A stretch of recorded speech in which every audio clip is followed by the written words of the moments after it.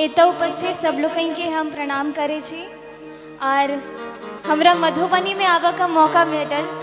मधुबनी में हमार घर बेनीपट्टी में अछि और बड़ नीक लागि रहल अछि एतऽ आबि कऽ। जिला प्रशासन के हम बहुत धन्यवाद दै छी जहाँ हमरा अपने जिला में गाबऽ का एतेक बढ़िया मौका दिलौ और अहाँ सब गोटे के बीच में हम आइ छी तो ओकरा लेल जिला प्रशासन के हम सेहो धन्यवाद दै छी और धन्यवाद।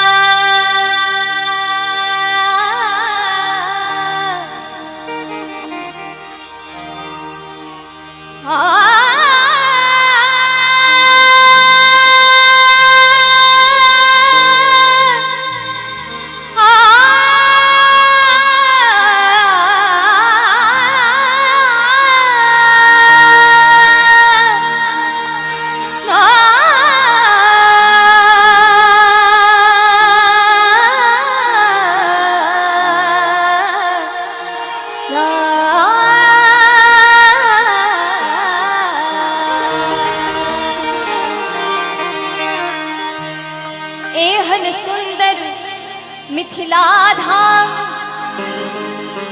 एहन सुंदर मिथिला धाम, दोसर पायब कोने ठाम, हे दोसर पायब कोने ठाम, हे दुल्हा दुल्हन सीताराम जनकपुर में, हे दुल्हा दुल्हन सीताराम जनकपुर में।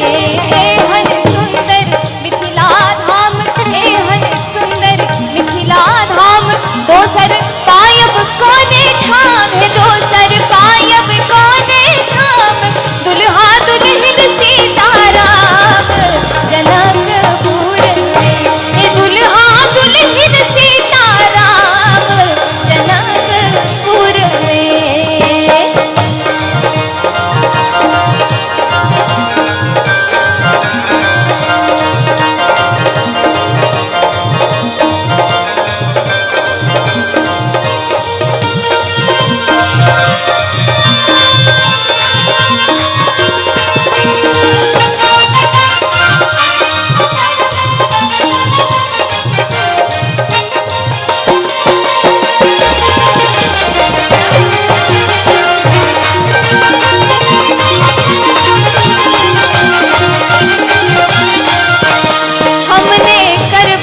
ककरो आस, हमने करबै ककरो आस, जखन मिथिला हमर वास, जखन मिथिला हमर वास, हमने करबै ककरो आस, हमने करबै ककरो आस, जखन मिथिला हमर वास, जखन मिथिला हमर वास, हमर बहिन अपन खास जनकपुर में, हमर बहिन अपन खास जनकपुर में।